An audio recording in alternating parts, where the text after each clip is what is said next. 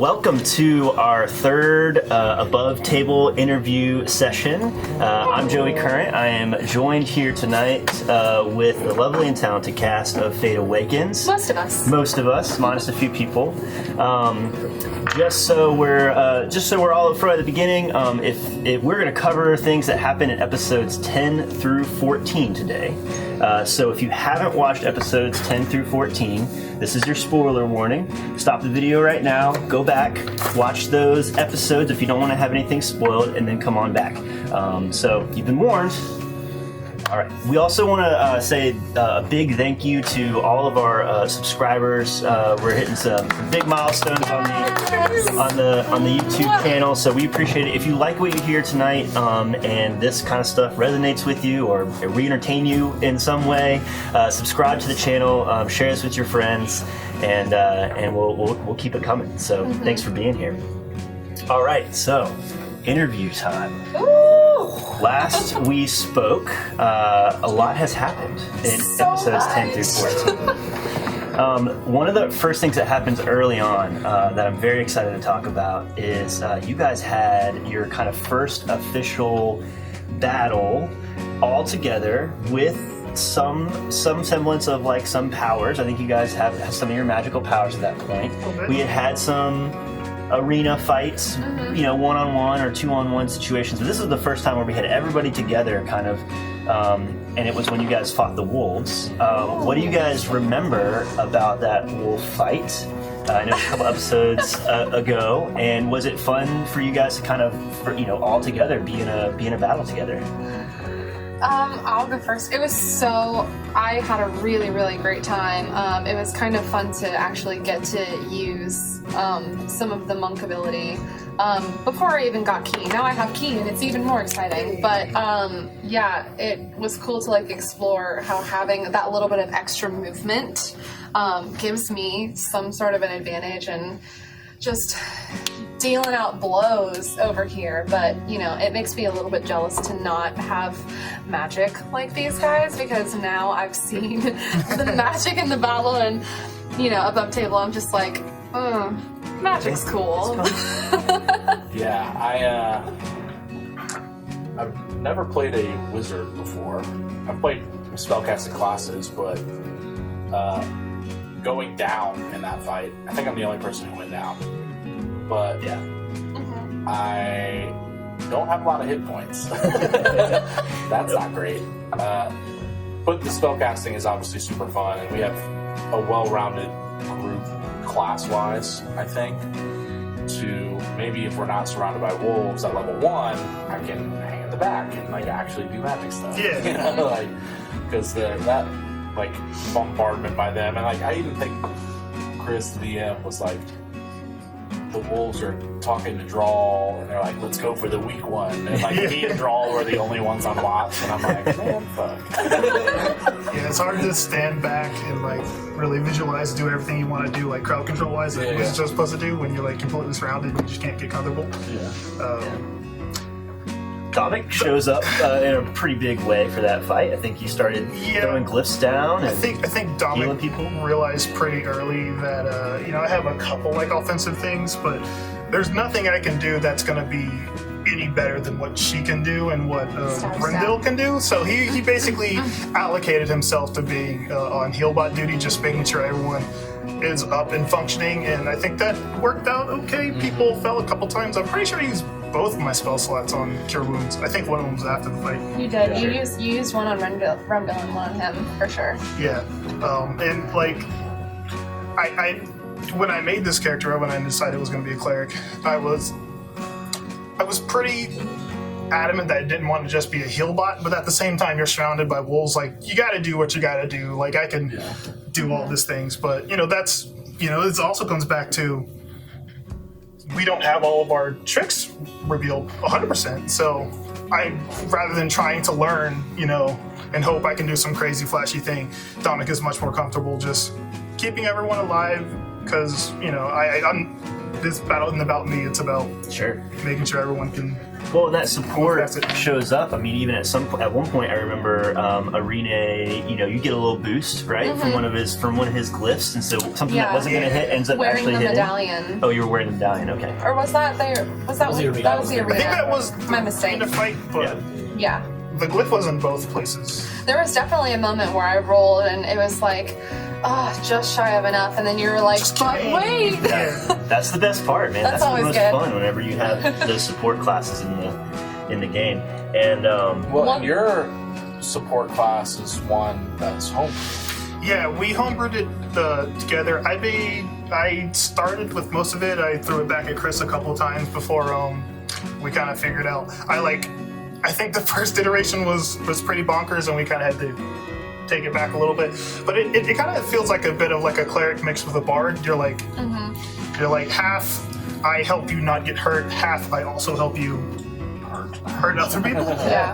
So I think it's at a pretty good place right now. There's a lot of, not a lot, but there's feels like enough limitations on it where I think we got it where I want it. I'm pretty happy with it. But Characters that don't need help, I feel like, is Neil. Your character's so strong. that's true. Sort of, Yeah. but he's Jethro a very woke up at one-trick that point. pony. Yeah. Yeah, Like I sat that Eldritch whole Blast. fight out. I think, which it's kind of neat because this was after I decided to foolishly spend an entire night talking someone's ear off. yeah, And so the DM was like, "You have a point of exhaustion." And so then it came time to for me to wake up, and I was like, "I Yeah. have a point of exhaustion." But when you hit hard. Yeah, those Eldritch Blasts Oh are my bread and God. butter. Especially at level 2 once I get Agonizing Blast, because I can add my Charisma 20 modifier. charisma modifier to my Eldritch You Blast. have so 20 charisma. Yeah. Oh my god. Are you surprised? It's pretty No. intense. it's also pretty funny that I could have helped you hit with any other blast at any point in that fight, but I just didn't. Thematically, Oh, it makes yeah. sense. Yeah, it's like I don't trust you to. Yeah. Role play. I'm very maximize this. one trick, but if in the event, I'm kind of glad I wasn't in the wolves fight because if I get swarmed, I'm done. There's not much I can do. Blast. I can talk my way out of a fight and hit somebody before they get within punching range. After that, it's over. Yeah. And I should mention, you guys have probably noticed there's a few less folks at the table for this interview than we've had for the first two. If you kept up with the episodes, there's a real good reason why one of our cast members, Drawl, who plays Drawl, isn't here tonight.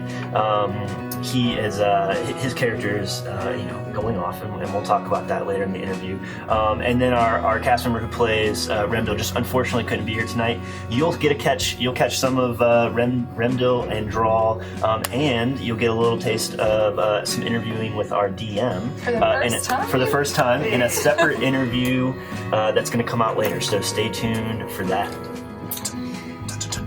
All right. Anything else on the battle you guys want to talk about? I thought it was pretty cool. I love the fact that you guys had kind of that low level encounter early on. You guys are figuring out what everybody is good at, what you're not good at, who the frontliners are.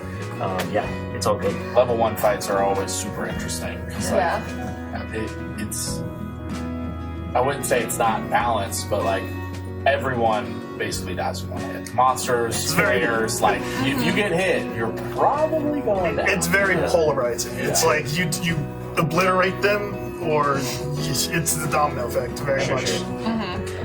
Well, I enjoyed it. yeah, it's a lot of fun. Hopefully, we'll see some more of that. So in the story, at a certain point, you guys are making your way to this town called Parvis, right?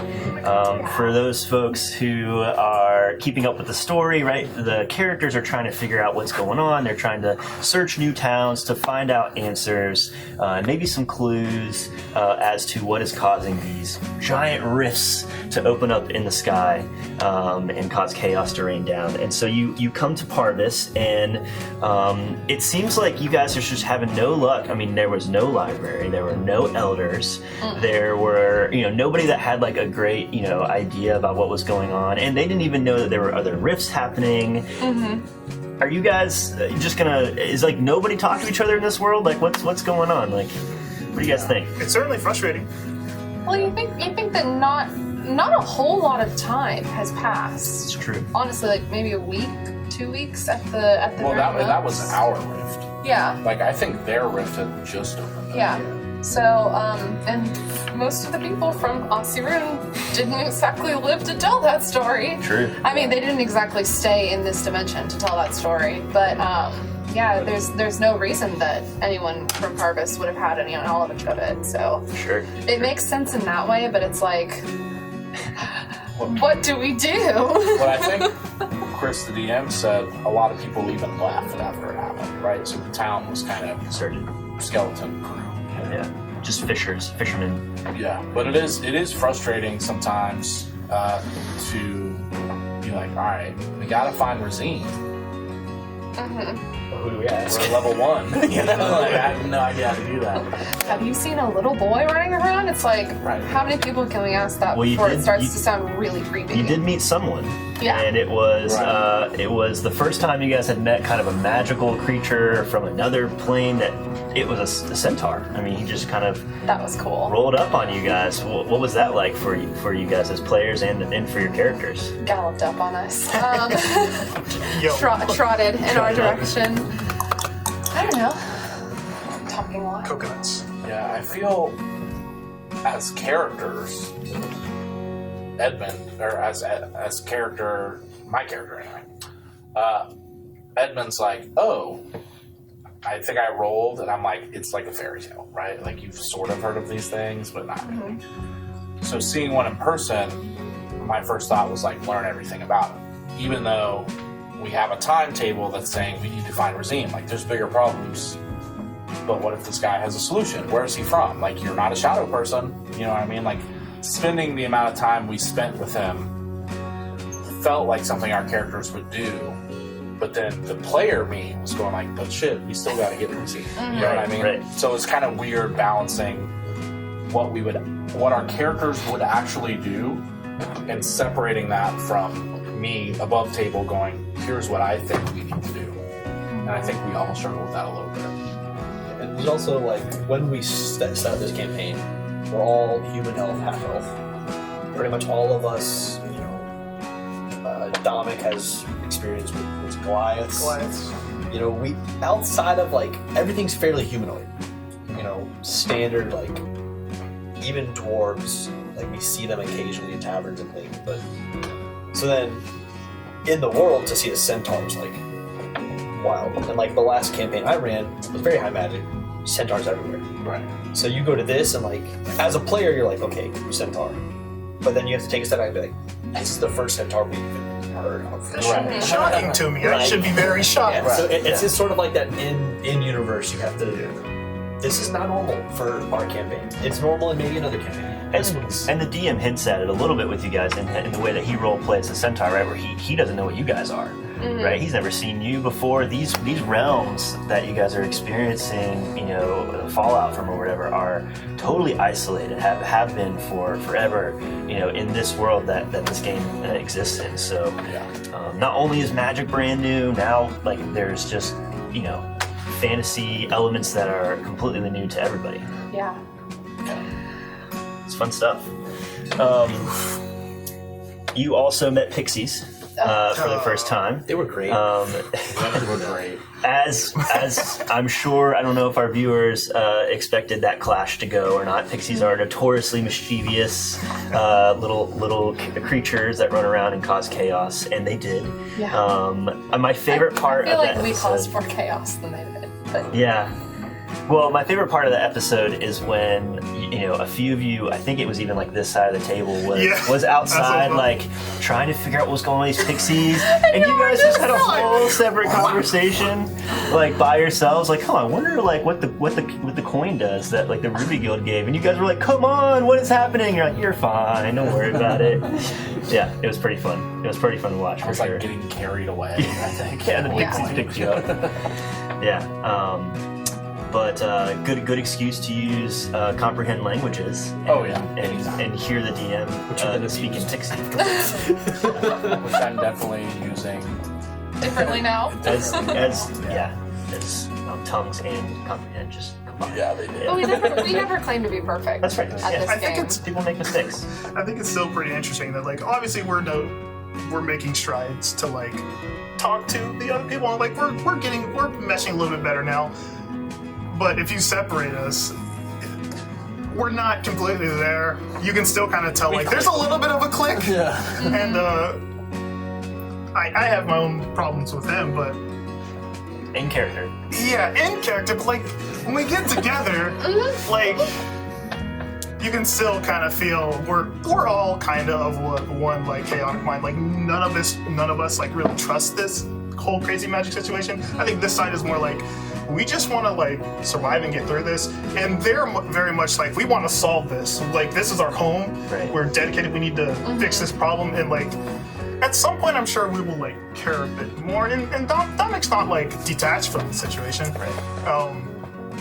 But he just doesn't have as much of a stake in it as everyone. So he's like, I don't care if I make anyone upset. These pixies are like dropping people. No, like I don't want to get picked up. I don't trust any of this. Which also, like, technically speaking, it is their problem, right? Right. Like I hate to say that, but like, it started in Aussie Rune, which Yep. we are not native to. Yep. We rolled up and hey, we have this problem. Like, okay, I guess we're here. We'll help. Razim's the one causing it, which is your problem. Right. We'll get to Razim later because I have thoughts on this. But like, so like this half of the table, like we wandered into town and we're like, what do you mean we have to fight this sky rift? We just got here. Right. And then Edmund's like, oh, we have to go track down Razim. We're like, that's your orphan. Why is that our problem? And so then R3 is like, we're just along for the ride, man. Like we're just hanging out, doing our best. These three are like invested, like personally. It's your orphan, like Right. your city that was destroyed, like. You know, Draw lost his father, you lost your donkey, like Tina. we have like all these things that like Equal happen, tragedies. but our half is just like Equal. we're Yes.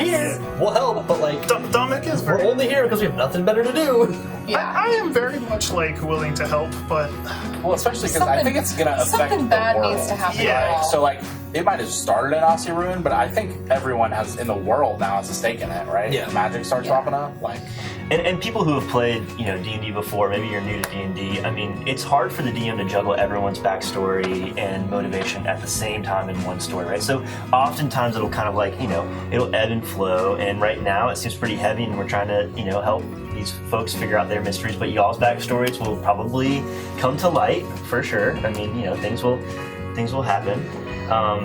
Talking about, go ahead. Oh no, nothing. Okay. So let's talk about Razim. This Talk about it. tiny little mofo, I don't know if I want to kill him or help him. Arena is very torn at this, just because, he is the cause of everything that's going on. And seems like it. after the interaction in the woods, he just disappears, Yeah, and he's then the flaming it boy. immediately, the portal immediately appears. Pretty easy to put two and two Where together. he was. It's clearly him, and that flame thing torched the place. Right. Hot Cheeto man. It's him causing directly bad things to happen. So And we don't know if we can control it or not yet, right? We haven't had a chance, or you guys haven't had a chance to have a conversation, because every time we catch up to him, he gets scared and vamps off. feels like he can't control it, right? Like it just seems instinctive. maybe a we need a reflex. good Yeah. counter spell. Yeah, I feel like he's being painted Someone as like take this notes. Cheshire cat figure where he's just like mocking us, but again, as we've said, he's a kid, so I don't know. I don't think he is He's a intentionally. teenager. Yeah, I don't think he's intentionally, which I guess we can theory craft here for a moment. I don't think he's intentionally. I don't think he's like, how can I burn down this entire forest? Oh, I know, portal to the fire plane. Like, Right. I don't think that's his goal. I think it's just him. Like, I mean, things are happening to him. he's like at It's least like his magical puberty. it's like negligent, like worst case, like best case scenario. Well- Dominic is not a fan at all. Yeah. If anyone talks, Well, to in the him. in the pre-sessions too, Razim was the oldest of the orphans. He was very much an individual. Like we'd have group dinners, group breakfasts, assigned chores, and he was like, "I'm gonna go do whatever I want because I'm a teenager. Right? Like, I'm just gonna go." He So. could totally be in the sorcerer's. Now he still lived in the house, like he still took care of the younglings, like the younger, orphans and stuff. And he wasn't necessarily rude to Helena or Edmund who were taking care of him. Maybe teenagerly defiant, but not like a bad kid, right? In the backstory. So, Edmund personally, I don't think is about killing him, and I don't think Drawl would be either. Draw's opinion doesn't matter. To be fair, Drawl's on a quest to find his daddy. Well, here's the His thing. parallel journeys His going on. papa. You're right. Obviously, it's a kid. He may not be able to control what's happening. So there's some grace you have to, give him. I guess. Certainly to do a certain not. extent. I think we're Maybe. using the term kid too what is he, 16, 17? He's 13. Oh. Okay. 13? Okay. So, Okay, he's a kid. but he is in some way connected to some other piece of this puzzle because a part of the letter falls Yeah. out from where he was at, which gave that basically, to I got you, it's right here, ready? The letter said, Monaste, which is a name, Monaste. I have found the culprits behind the rifts. They are a cult of sorcerers who have been in hiding for generations. They are so named after, and then it just kind of trails off. And we know it's not Sorcerer's Razim's cult. handwriting. But So why how did he get it? Why did he steal it? And then, before but I it mean, was fast forward, finished? right? If we can jump all the way to 14, we meet the guy, Yeah. right? Like we meet him, so we know. He's the one with the giant eagle. Yeah, he's Eagle more than boy. an eagle. He's not a bad guy that we know of. Like he could be. We may have just. Jethro has his feelings about that one, but he could be a bad guy. And we know that he knows He knows Razim. as the, what did he say, the portal jumper? Yeah, Or the plane jumper, I think. whatever he called him, some Yeah. fancy sorcerer name. Right. But like, we don't know. Is he the cult of sorcerers? Like, we don't quite know. Well, is the cult of sorcerers from our plane, or is that like a Feywild thing? Right. It could be like interplanar. It could be like a league of, Ones that can like the communicate. Justice League of keeping planes and shit together. Like the time There's a travel lot league. of. There's a lot. Yeah, we need to start Lots asking to more know. questions. Yeah. Well, no. So yes. So I mean, later on, and then in the story, yeah. So we find out that the latest portal that has been opened, or the second portal that you run into, is from the Fey realm. It's good. It's lucky that it's the Fey realm that you ran into at this time, or at that point, because they're not full of shadow monsters that are trying to kill everybody. So that's good. Yeah. Somewhat helpful. Not too bad. Yeah, not too Not too bad. We'll Third see one, what other bad. planes you guys run into, and then of course later, the plane of fire is Yeah, open much. before you. And Third Yes. plane may be worse than the first one. Yeah, I think. so. Debatably, yes. Yeah. And Yeah. Don't know how much that destruction went, but it did not seem minuscule. Well, the way we're sailing around, like, Parvis, and we sailed around this way, like, all that is gone. So, like, Yeah. this whole peninsula, we can pretty much. Like, how many Hi. random hunters had just like set up camp in like Right. a clearing in the woods and just like a Let's Dead- not think about just- that. probably more people died in that than Yeah. Ossirian. Very, very possible. What did we have? 20, 25 people in Ossirian? Like, who knows how many people were in the forest? Wildfire. And Yeah. remind me again where you sent everybody after you left Bethleon. Down here, so, if we were up here, that's down here. Okay. So, Settlers Point Harbor. Yeah. So you So guys they're haven't gone there yet. I pretty guess you far don't really south. know who all ended up over there, but They should be. Did we? right? Did that guy just walk away? Did we even solve that, or did we What? just sail away? The elemental bro. No, we ran. We ran. Yeah. We were Yeah. in. So he's in He theory, was still launching he's still fireballs around. at us. Yeah. There's So- there's kind an of- elemental loose in the forest. So I take that back. Think Definitely so. worse than the first one. He is, as they say, he's above our pay grade Yeah. right It's now. not a level 2 problem. And you tried to talk to him, Level 10, we might come back. and and he just seemed like as There's a it horse in the seems, hospital. Yeah, as it seems, elementals are prone to do, just kind of chaotic and ready to just take over the world. So This dude is pretty bad. yeah, It's like, let's bad. have fun. Tosses fireball up and down. Right. Dodge this. And it's Yeah. like, no one is ready to oppose him yet. We haven't found anybody.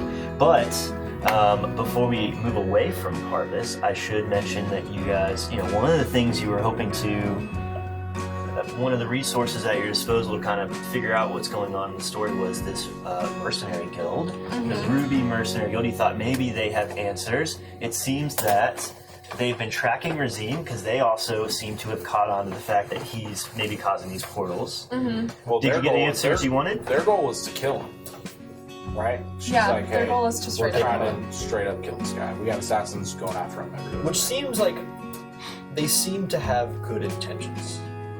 I know, like, Or at least the character, this half of the table may not agree. Like For the good of the- chaotic neutral, right? Like, But their whole thing is like, for the good these of rifts are ripping the world apart. We're gonna stop whatever's causing the rift. Turns out I'm part of the world. Let's deal with it. Yeah, right? like, what I mean, I think that's kind of where this half of the table sort of lies.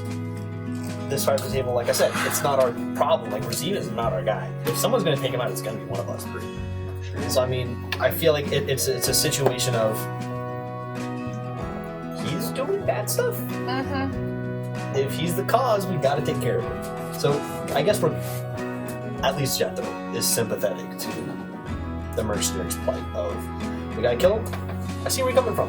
I'm not gonna stop you. I may not actually help you, but I'm not gonna stop you. well, my whole thing is too, even as Edmund, like, my goal, Edmund's goal, whatever, is to get him to talk to me, right? I'm like, because this is, whatever he's doing, like the fire elemental, way above our pay grade. I don't think any of us, or all of us, can kill this thing. No. I think We can't even hold him in one place. I think if we can't get him through talking, then we'll probably have to find him, sure. But I don't see us being able to do that for a long time. Sure. Well, But we could talk to him at level 2. right. You know what I mean? If you don't scare him off, hopefully, maybe the next time you run into him, you're able to figure out a situation where you can do Why is he that. so jumpy though? Oh, good question. Well, Like- my theory, coming from a good place with Edmund, is like, oh, I destroyed Aussie Ruin, here's Edmund. Like, he's gonna maybe punish me. Like, I've like punished orphans before, you know what I mean? Not killed them or anything, but like, I mean, I'll give you that for the first time he like left, but the second time, like he saw us and clearly no one was hostile about it, and he was like instantly, I'm out. well, I I don't don't know. think It feels like more than that. I don't think he opened the realm of fire or whatever. I think he teleported, and that's a side effect. Right. Yeah, I it's feel like- like it's like a side effect. But it's happened at least 3 times. Like, if he don't know, someone needs to tell him. Well, he's never there Lord. afterwards. He's never there afterward. Yeah, but he if there's exists. if there's assassins after him, and he goes, "I'm in danger," and he teleports away, then he's somewhere else now, right? He's like, "Oh, I'm glad I got away from them." What's that? What's the... Oh my god, he teleported above the lake and we met mer people. That's true. He did. Is that good? Oh He my teleported from God. the lake. There's 4 portals. I'm There's fully- absolutely so 4 I guess portals we right can, this is now. a good theory craft time. Yeah. Because we've kind of came up and shared with the group our theory, and it's based on a book that's in Edmund's library, which is about the various planes. Right. Except in the book, they're theoretical. Right. So our theory is that, I think it's pretty obvious, these rifts are opening between planes. Yep. So the Shadowfell, Feywild, plane of fire, plane of water, yada yada yada. Right, like all the planes.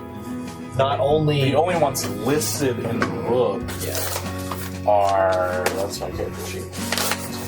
The only ones listed in the book are material, Feywild, Shadowfell, fire, earth, water, air. So like, if he opens up something that's not that, like, we're at loss. we're even more. And that's sort of what you hinted at, like your guy is reading that book. Like you've kind of locked on that. So if he's essentially planeswalking between various realms, like I don't think that it's just material to Feywild, material to fire, material to Shadowfell. I think it's like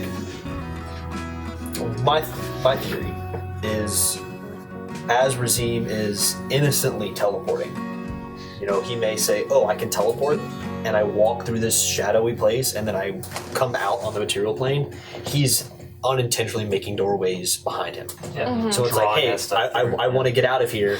I'm going to open this magical doorway, not realizing he's leaving these doorways open. I guess is the way to say it. Right. Yeah. He's opening these doors and leaving them open. He's not shutting them behind him, Yeah. right? Yeah. And I don't think he knows that. I think he's just like, I need to get out of here. If I got to run through this fire plane for like 2 seconds, that's fine.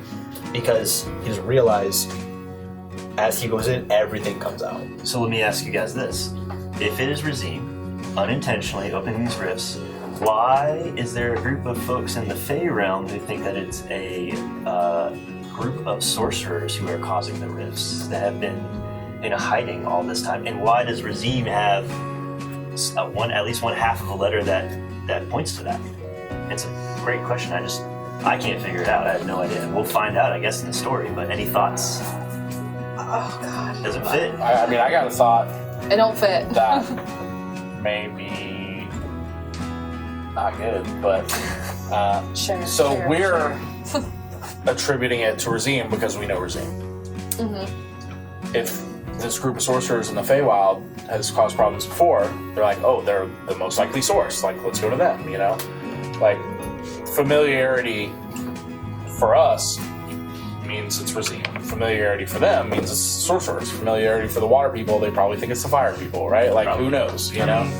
It could also be both. There's a group of sorcerers that they got in contact with the regime, and he's like, hey, don't tell anyone or we'll kill you. So every time he sees you, he leaves because he doesn't want to put us in danger. Right. That's my prevailing theory, is that Razim somehow is in leagues, whether intentionally or unintentionally or consensually, whatever you want to say. My current theory is that somehow maybe these sorcerers, like we said, the interplanar police, right, got a hold of Razim somehow, whether he's out wandering around or, you know, like me and you, we both know what it's like to have someone from another plane contact you and say, hey, you want power? We're like, all right, cool, right? Obviously slightly different situations. Yeah, But- close enough. But, you know, if you're Razim, somebody says, hey, check this out, magic, you want to try it? And he's like, sure. And it's like, all right, you can teleport now. But they don't tell him that he's ripping holes in the fabric of, like, the planes. Like, maybe. You know, is he... And then he's obviously not going to tell us. Like, again, he's scared of you in a father-son kind of way, right? If he just, you know, you're a kid, some shady stranger offers you some form of gift and you take it, you're not gonna go tell your parents, right? Like you're ashamed. You're like, oh, they're gonna punish me. I'm out of here. And then, unfortunately, every time he runs, things happen. And to make things even more confusing, like even like above table, there's a ton of different kinds of sorcerers. Like the common link between sorcerers is like you have something in your bloodline, but like it could be like dragon, it could be like wild magic, which is my prevailing theory. There's like weird darkness sorcerers. There's like psychic. There's so many things that we can sit here and guess all day. Sorcerer in game, Like it just doesn't always mean sorcerer. yeah. That's the other thing. Sorcerer is a very loose term. Yeah. It's like they're not referencing the 5e handbook when they say sorcerer. Yeah, Like, they're that's what I'm they just saying. mean magic user. Right? Sorcerer is a wizard with no hat. Yeah, exactly. Well, a wizard with no book No, I know. is the. Marvel reference. Okay, so I got you. let's see. So I did have one more thing to Go say. ahead, yeah. That's interesting. Oh, here's this magic boy. Okay, cool. The magic didn't start until the rift. Well, it didn't start for us. Well, Feywild yeah. said they lost magic when we gained it. The magic is like When- spilling That's super down, interesting. That's- essentially. But I'm saying, when Trickle Razim, down how did magic. Razim first get it? He could be If part of the magic, bloodline. if magic didn't start flowing until after the first rift opened. I mean, how long has Razim been? It's like, what came first, the chicken or the egg, right? right. But like, what? Did those Razim pillars were how, cracked. how long has Razim even been at the orphanage? Let's explore this. I'm saying, did?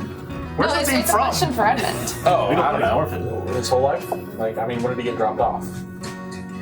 10 years or so. Okay. So like, three. so he's 13. So when he was 3, he was dropped off at the orphanage. I have so many. But I'm saying, Other realms have magic. Yeah, I It think you're could- saying it it's a could chicken happen. or eggs. Did Christine's just Razim actually welcome a magic dragon. in, or did something?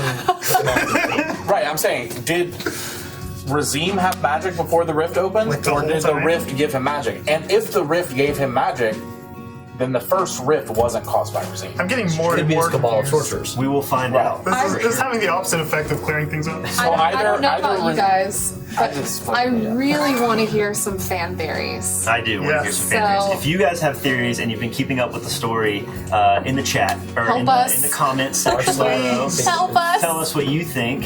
And you can send those in on our YouTube, our Instagram, our Reddit. Facebook, Our Reddit. Reddit. We now have a dedicated subreddit. subreddit. Fate Awakens. That's right. So check it out and let us There's know like what a you chat think. lounge, I think. Best place for all your theory crafting. Yeah. And there's also like a, I guess it's just going to be permanent, ongoing AMA for any cast member. Yeah, on if that. you have any question, we all check it. Oh yeah. We'll check it for you. So you have to evacuate Parvis because of the raging forest fire left by the fire elemental that you ran from smartly. Retreated. You Tactical retreated retreat. That's tactically what we're calling it. while you were out there in the water, trying not to get burned. You guys met some fish people. You met a guy who just came from the Fey realm and drops a bomb on the group. You find out that he has seen Draw's father, or someone who looks very much like Draw's father. And it's the Allegedly. second time that we had heard about it because like the mer child or something told Drawl that he had seen someone that looked like him in the shadow realm or something. That's right. In the Underdark. In the Underdark. And then it's like it plants a little seed, and then all of a sudden Monastery comes out of the sky on his giant eagle. And Majestic. you know, Drawl asks him, and he like conjures up a rough picture of his dad, and it's like, well, Bingo. I don't know about you, but I'm gonna go find my dad. Yeah. So I mean, it's interesting because, you know, there were people in Aussie Rune that got sucked into, you know, holes in the ground or whatever, and they got, we assume, taken to the Shadow Realm. we assume died. We thought they were dead. One or the other. Turns out at least one of them isn't, and he's not even in the Shadow Realm, he's in a different realm, maybe, or maybe not, we're not sure yet, Allegedly. but again, that kind of lends credence to your theory that the planes have holes in them that go all directions. It's like, is it Right. right That- now? Like, is there one between fire and shadow right now? That's just like they're dealing with. You know what I mean? Like, That definitely means that we have to go save Tomorrow's drunk ass too. I mean, she's probably doing fine. Yeah. she's probably fine. That means the what's his name? Chino. Yep. Maybe not. Chino's alive. Chino's just on the elemental That plane didn't of. even register with me. He's just on the plane right now. We never know. Well, and Chino had bottles and bottles of wine saddled Someone's onto happy. He him. can talk his way out. So So Drawl demon decides just this opportunity is too good to pass up, and so he decides he's going to go with this individual and see if he can find his dad. It's been and we'll talk about this more on the interview with him. But for you guys, you know, you've obviously seen that this has been weighing heavy on him throughout this campaign. His character Drawl, that his father was gone and he thought he was dead, and now he finds out that he's maybe not. What were y'all's characters' reactions to Drawl making that decision, and did anybody think about trying to talk him out of it? I think I did make an attempt, didn't I? yeah. Like Edmund, I mean. Yeah. Jethro made a heavy attempt, No. but it was kind of shut down by the group. Which it was. I mean, It's what Jethro would have done. For Jethro's sake, this is what he does. Yeah. Like, it's not uncommon for Jethro in his past life to go. He'll still do it. I don't know what I'm saying, but it wouldn't be uncommon for him to go into a city and someone say, "My daughter is dying. Please help her," and him to procure some bottle of medicine, sell it for 20 gold, say your child will be fine in 3 to 5 days when I'm 2 cities down the road. Like, Right. that's what he did. Like, so. That's bad. What? It's an example. Maybe It's an example. I didn't say that happened. That was a specific example. But, you know, That was pretty. Did you think about this before? but like, it's We call not that pre-meditated. uncommon, It's canon. you know, if I'm Monastery and I'm right, so far everything that's come out of the portals has tried to kill us or been hostile. Even the centaur, when he first came up, he came out bow ready. Sure. Nothing out of these portals has been nice to us. So this dude comes out and says, "Hey, I'm from the plane of things that try to kill you," right? And then says, "I can take you to your father, and we have someone with us who's one of the only, as far as, you know, in our group, a new magic user in this world." Jethro putting himself in Monastery's shoes, right? I'm Monastery. I'm from this magical world that is losing magic. I travel to this world that has somehow gained all of our magic. I find this guy who has Feywild-esque powers. I'm gonna do anything I can to convince this guy to come with me. right? I can look at him and be like, I can guess probably what his dad looks like, make a rough image, and say, come with me if you want to see your dad. Like, that's Jethro's brand right there.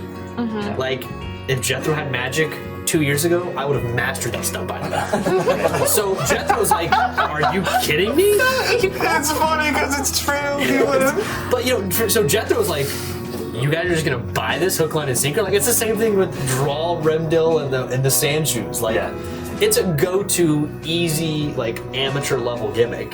Right. So Except maybe it's true. So that's what I'm saying. And if it was your I dad. still am a little about it. I don't trust this guy 100% because we literally just let one of our 6 go with this random guy because he came in on a cool bird. Okay. Hey. So for Jethro's point of view, is that I've pulled this stunt before. Either you're honest and just happen to be a great guy, which I haven't seen a lot of just genuinely hospitable people. Sure. I don't see the good people. I don't see, you just want to be a nice guy and help him find his father that left. For no reason? For no reason, like just out of the kindness of your heart. That's ridiculous. You happen to land So- on this boat? Like Jethro's going. Everyone has ulterior motive. So does There's no Jethro? I can't even talk. Does Jethro think Drawl's gone forever, never coming back? Okay. Yeah, in Jethro's mind, he's not coming back. Okay. They're about to like siphon this dude for magic or something up there. All right. That's. Do you think at any point you guys will go into one of these portals? Oh, I hope so. Oh, I hope so. I hope so. I fully intend to. Which sneak peek again, plug in the subreddit that we had a lot of work on. If you look, my entire subclass is on there, and I think it's level 11. I gained the ability to travel the infernal plane, so Okay. All right. Not to get too far off topic, but that's very cool. I mean, I'm just saying, planar travel, very Very doable. What about the rest of you guys? How did you guys take Drawl deciding to go find his dad? I mean, look, Dominic is not from here. He's from way up north. Like, and I walked down here because I had a calling. In a boat. And it wasn't even like, I didn't even have like a goddess whispering in my ear at the time. It was just like, some people were like, hey, this is where you need to be because reasons. And I was like, okay. I left for worse reasons. I didn't even have, a chance of finding family. Like, I'm just like, you gotta do what you gotta do sometimes. And like, if you feel a calling, you feel something in your heart that's what you believe to be true, you kind of just gotta go with it. It's like a faith thing, like leap of faith. And I don't know his situation, and I'm not gonna like judge him for being hopeful. Like I said in the game, like he's not an idiot. Yeah. He's cognitive enough to understand what he's doing. Why does everyone laugh when I say that? Because Drawl, like, as a whole, His name is is kind of Drawl. an idiot. Yeah. His name is Drawl Simon. He's not a mathematician. But he understands what he's doing. He's not he's not a child like impulsively like running after the ice cream truck. Like, he's doing it for a reason, and it's Dominic sees as insulting to second guess what someone sees as like a vision quest, basically. Like, he very well might die, but it's your choice. Which I really like the line that you sort of just came up with. I'm assuming just off the top of your head. When I was giving my shtick, and I'm like, I've pulled this stunt very similar before. Like, I have swindled people and made them leave their families. And then Dominic's like, and I never stopped them, even though I knew you were a bad guy. Yeah. Like, Dominic knew I was a bad guy and didn't stop those people from falling into the trap. Right. So who is he to tell this person who he assumes is good? I think that was a very telling line of sort of the dynamic, where it's, even if he knows it's not the right thing, he's still going to give you the free will to make the decision. You gotta let people make their own mistakes. Yeah. Sometimes they recover from them, sometimes they don't, but that's not my job. Domic's thing, right? Yeah. Free will. Arena. Well, Arena probably, out of everyone in this group, Arena I feel like probably knows Drawl, is the closest with Drawl. And So, yeah, besides you. Well, I think she's a little bit more close with Drawl, like, me? Feel free to Yeah. fight about it. I like raised him. oh, no. Popcorn. Like me, like I'm closer with him than I am with you. Oh, Yeah. yes. Yeah, I agree Yeah. with that. Yeah. Sorry. So, anyway.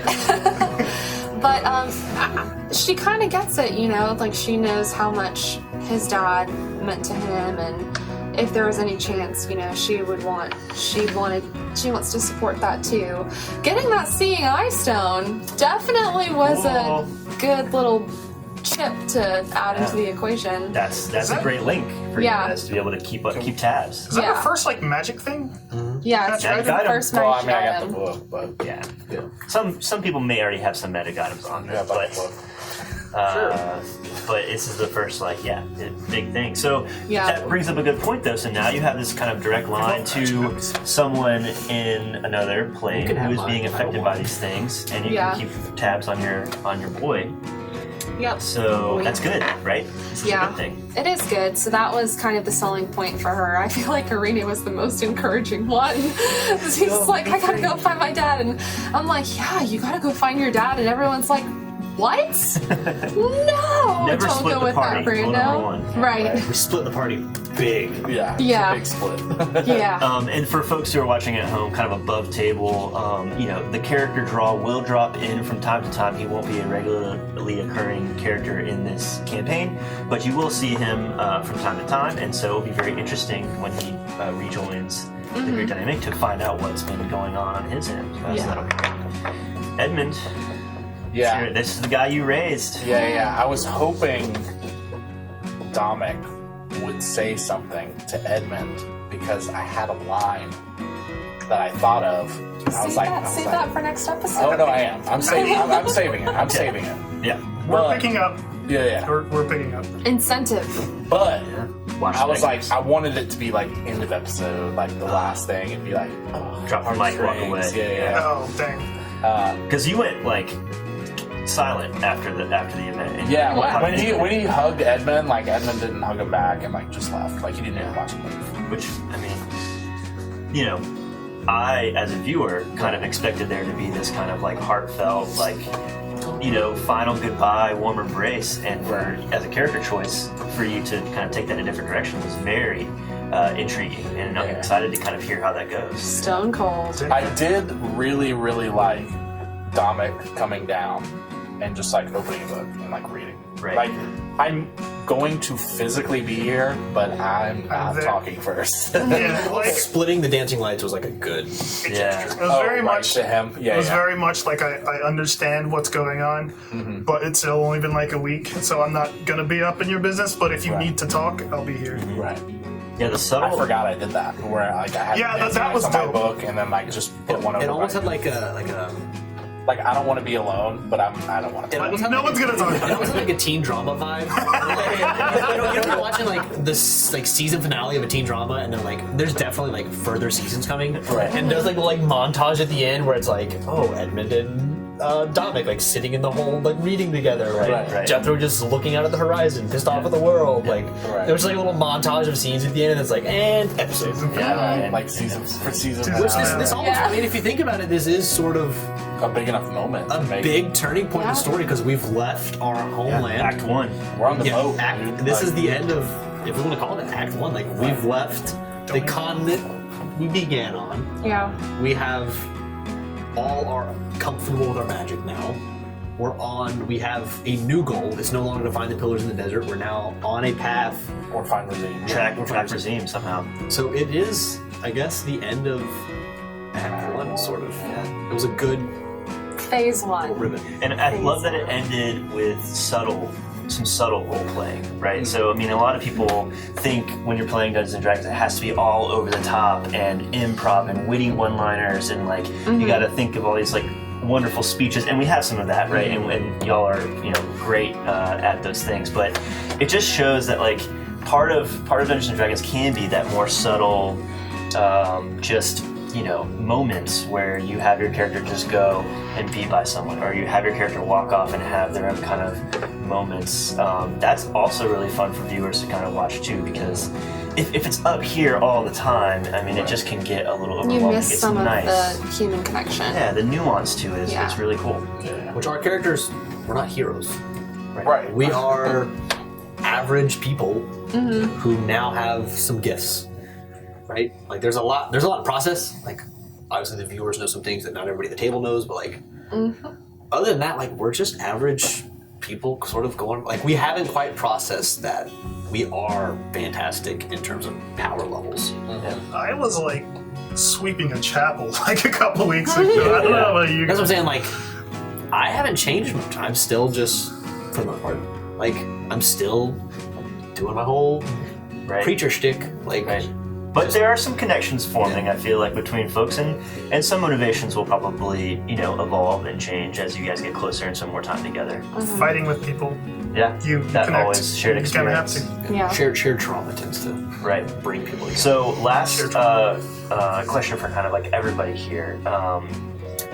Where do you think you're going to go next? I mean, you guys are out in a boat, and Our map hanging out. stops Oh, God. right Your map about just where stops. we are. Literally at the edge we of do the not map. know what is next. Yeah. Yeah. There could be a volcano on the other side. There is no big map for us to look at. Right, this is all we have. Like, this is it. That's it. That's even bigger than the map that we had when we were traveling. Yeah, when we were traveling, we literally knew, like, stay on this road. Right. Yeah. And then they were like, there's no longer a road, but just keep going straight. Like, that was all we had, which, I guess, super backpedaling. We started in Parvis. Well, let me rephrase that full circle. We started on a boat on the way to Parvis. Right. Right. Well, so for those out there who are DMs or are trying their hand at DMing and world building, this is a classic example of you build this small section of the world and you fill it with things and you put edges on that map with there's more past it, but you don't have to have everything, entirely figured out before your first session. I mean, we're 14 episodes in, and we've explored this small section of the map, and then we'll continue on and we'll see what happens next. It's a lot of fog of war. It's a Yeah. lot, and that's a good thing, I think, for someone who is trying to like run the story. And I'm sure our DM, when we interview him coming up here soon, you'll hear about some of that too. So my favorite part. Okay, so Arena. Yeah. I have asked, as the viewers at home will see, I've asked some of the other players at the table to leave for a second because I want to have some conversation with you. As the viewers saw at home, Arena had a little bit of kind of a one-on-one with our character Remdil, who we know is. I really wish that I know. I wish he was here. Well, Oh. it'll be fun for the viewers to hear kind of your reaction and Yeah. his reaction separate to this situation. But I don't think that he saw any of it coming. I don't think he did either. So Remdil obviously is he's kind of looped in with this mercenary guild. Some of y'all's like mini quests, many things are coming from this mercenary group. And One that I don't think that he really wanted to be a part of. I don't think he did either. I think and I'll ask him this, but it seems like he kind of just fell into this and is like, could go for it or not go for it. But he's got this coin and he's got this connection, so use it if you can, right? But Arena decides at a certain point that she is intrigued by this whole mercenary situation. Your backstory is as a monk. Tell me a little bit about what made you kind of choose to kind of investigate that further. In above table or in character, either way. Yeah, I'll do both. So above table, I have been really interested in because monks are cool when they get to higher level, but also multi-classing is very cool. It's very cool. So I was kind of exploring the idea of multi-classing and like, okay, so what would I do? Would I do something that would give me magic? And I just don't feel like Arena would go for that. I think that she's very comfortable honing her physical skills. And so kind of the idea that I landed on was a monk rogue multi-class. It's very cool. And so in my head, I kind of flesh out this, all right, how would I achieve that? And then I thought, what has really struck a chord with Arena so far? And it was the assassination of the governor. Yeah, because before that you had in your mind that Arena was going to kind of be like a guiding moral compass, and then when you run into characters who are shady at best, your instinct is like, get rid of them, get them out of here. When I first kind of fleshed out this character, I was thinking like, what would like an end goal for her kind of be. And it's like at the end of the story, I could have seen her coming back and like saving the monastery from the leader, like getting him out when she came back and had like more strength. And then, you know, she meets Ruby, and Ruby is this badass lady in charge, taking out bad people. And she's got people working for her. She's got people working for her, and that has struck a chord with Irene. So she, I'm really, really kind of interested to see how Chris as DM allows that to kind of flesh out, because Irene would definitely love to become a part of this guild.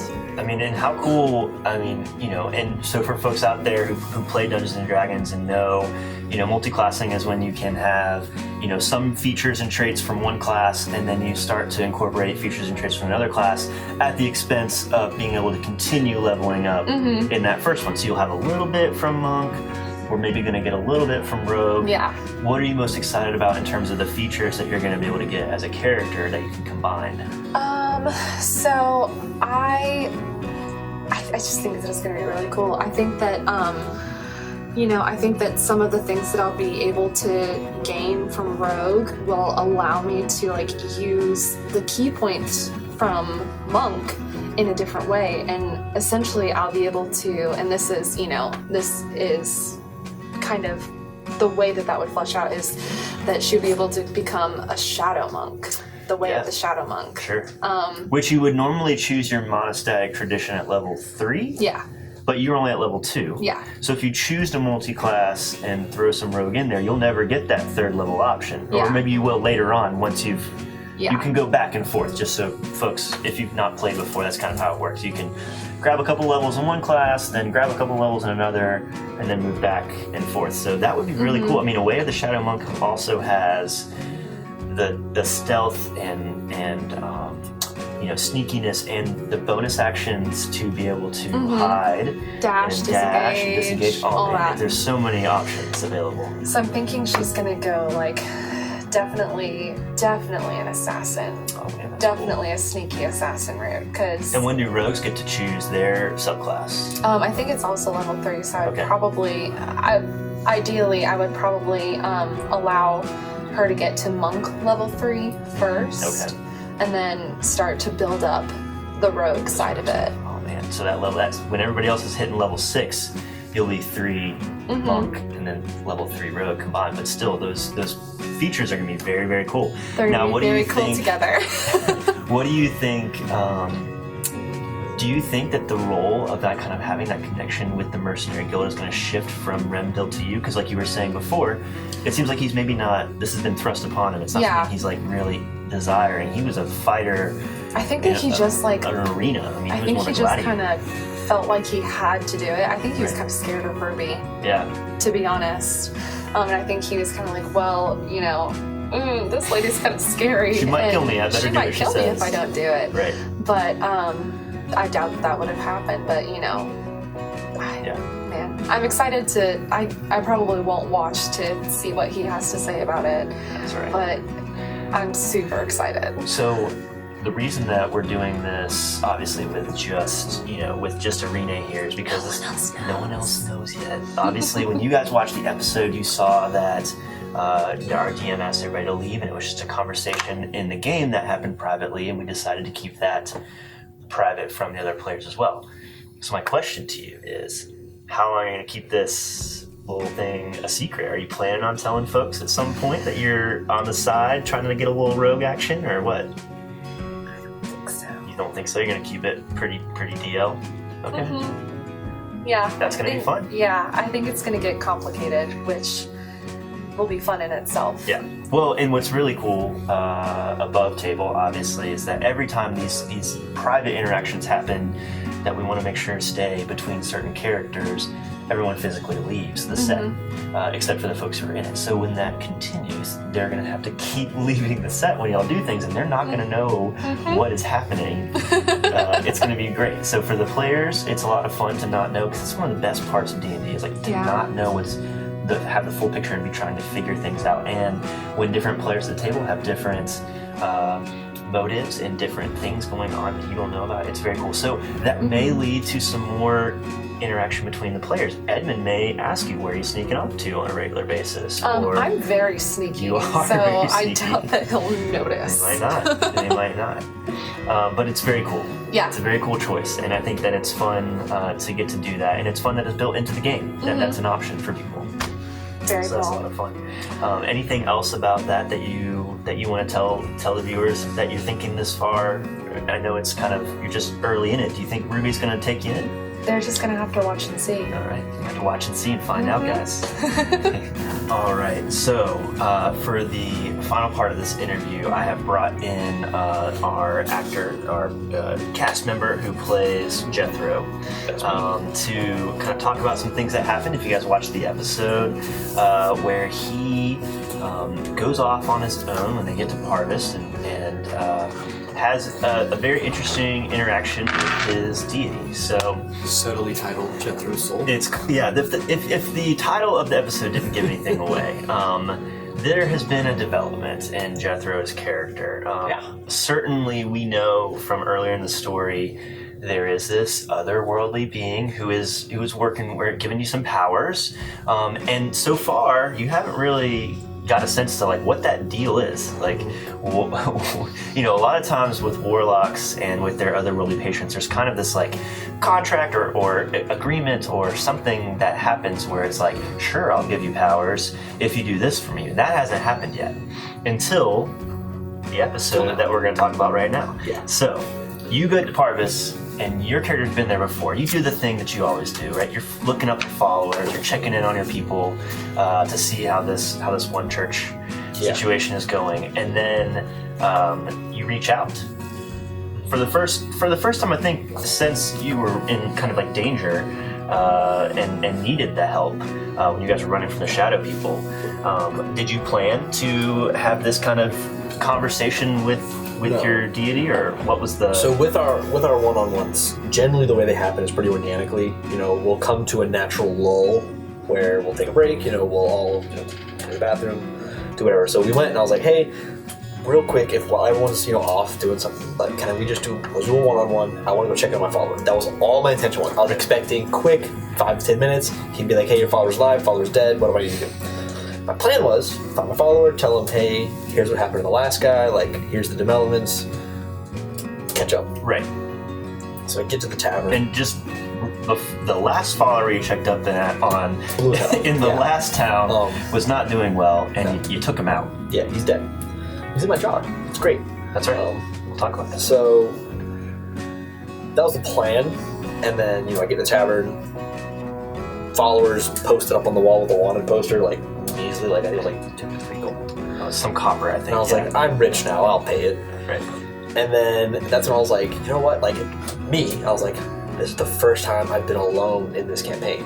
Because every other time, like, Arena's been following me, being all creepy in the shadows. She always wants to know what you're up to. So, like, this is the first time I've truly been alone. And I was like, perfect time to try and see, like, what this whole deal thing is.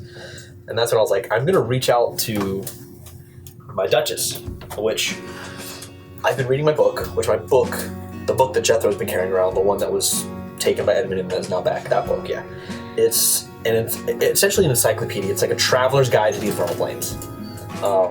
But it largely focuses on the upper caste system of the Infernal Plane, so dukes, duchesses, lords. In this world, that's how the Infernal Planes are going to work. Okay. So the Infernal Plane There's is, castes. I think top level's Lord of the Nine Hells. There's higher than that, but Lord of the Nine Hells. Just getting watch. some off-camera guidance here. That's right. So there's lords, of the Nine Hells, and there's like dukes and duchesses, and like it goes all the way down like down the line. And this is exactly why people were freaked out about Dungeons and Dragons in like the 70s. Yes. It's because The it went satanic into panic. a lot of this, but so- it's fun.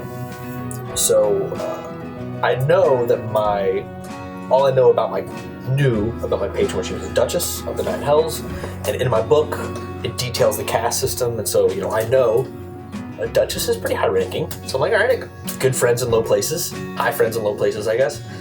So that was all I expected. There was a very powerful bad person is who I'm getting this power from, but like, I'm a bad person, so who cares? So made contact. Was like, I want to make contact so I can at least see what's the downside of this deal, because there's no way I'm getting free power.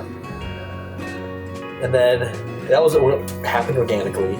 Made the decision on the fly, and then that's when the whole big bottom fell out. So that was a lot. She showed up and had some conversation with you, and you got a little bit more exposition on kind of this deal. Yeah, the details of the deal, as far as I know. Again, like, these things are being revealed to me in real time. Right. There's not really any behind the scenes that happens. Sure. So Duchess of the Nine Hells.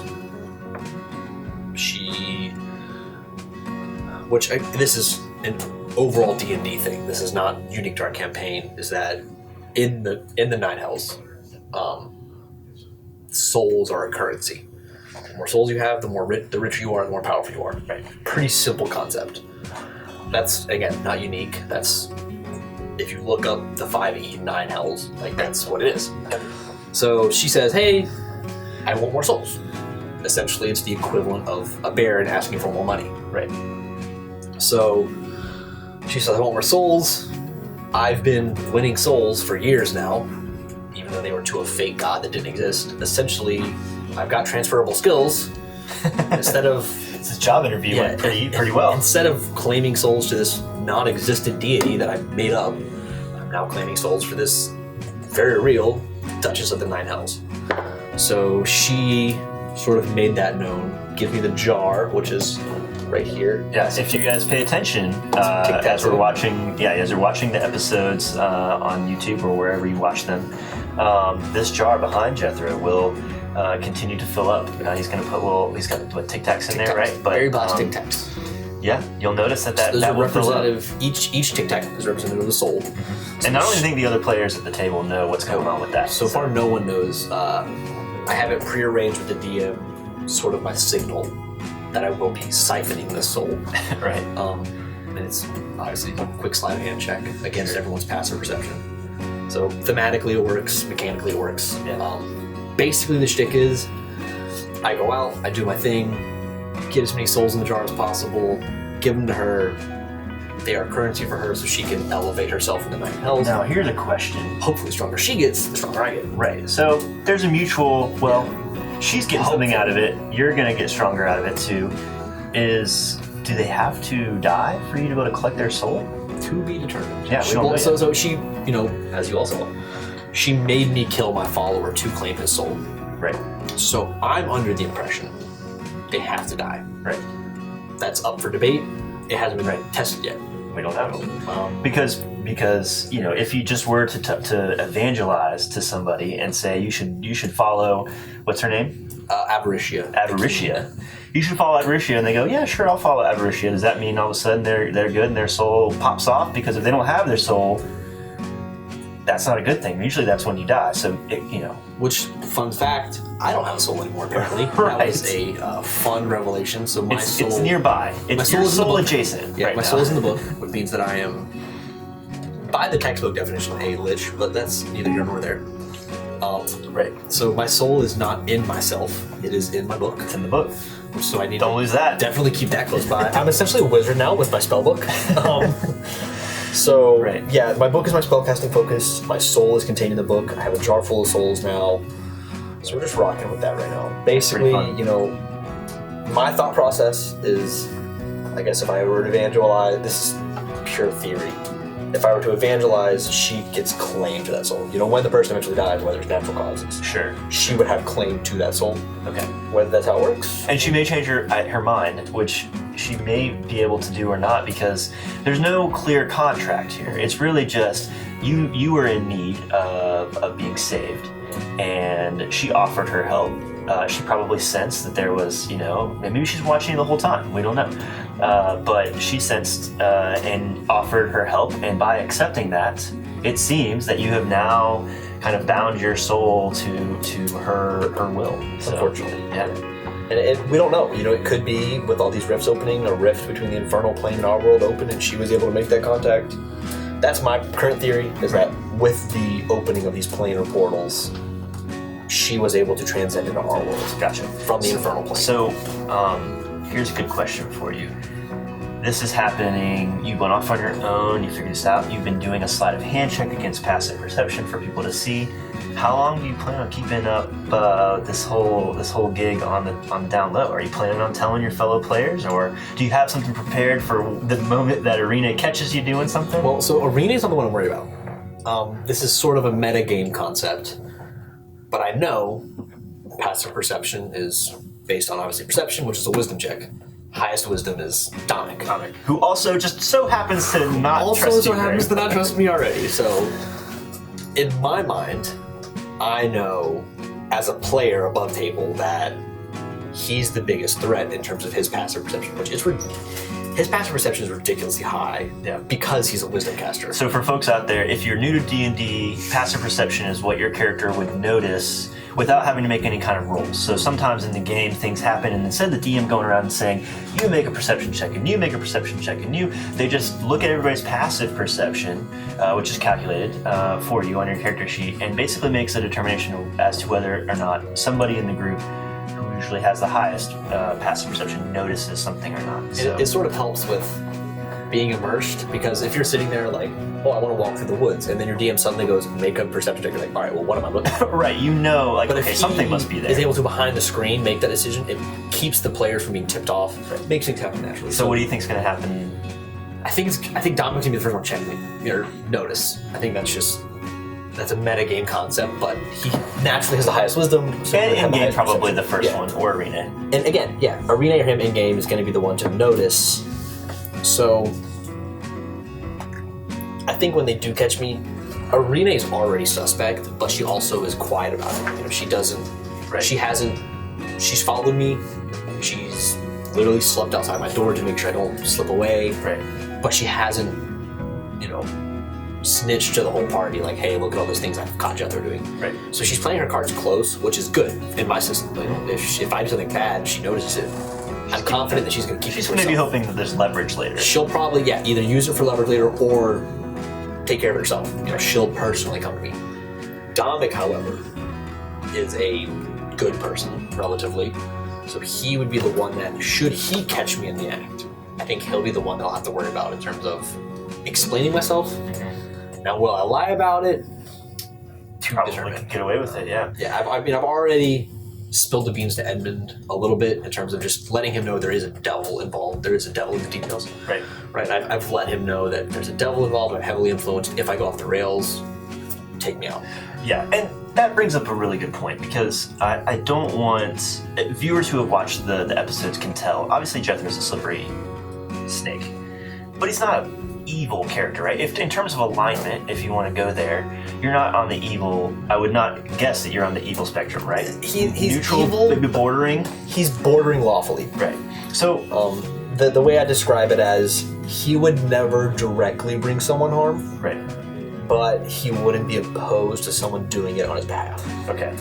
Like the example that I gave, the example I typically give when I'm explaining my alignment is, if I were to walk into a town and I knew that there was a poor widow who had a few gold to her name and that was it, Jethro would never take that money.